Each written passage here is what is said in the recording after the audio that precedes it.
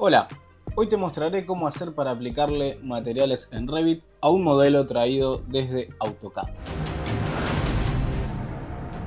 En Revit, los materiales se aplican directamente a los layers del modelo. Pues lo primero que tenés que hacer es asegurarte que tu modelo en AutoCAD esté ordenado y que a cada objeto le corresponda el layer del material que va a tener.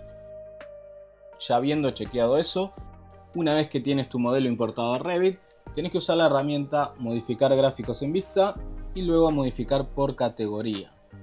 Cliqueas acá, bien, localizas tu archivo, vas a estilos de objeto, aquí en estilos de objeto, expandís y te quedan los layers que tenés importado en tu modelo y elegís el material que querés, por ejemplo madera, y desde este botoncito vas a acceder a los materiales.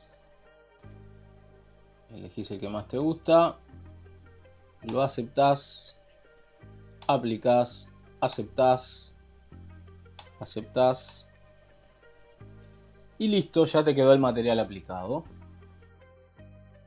Si te ha resultado útil este video, déjame un like y suscríbete. Hasta la próxima.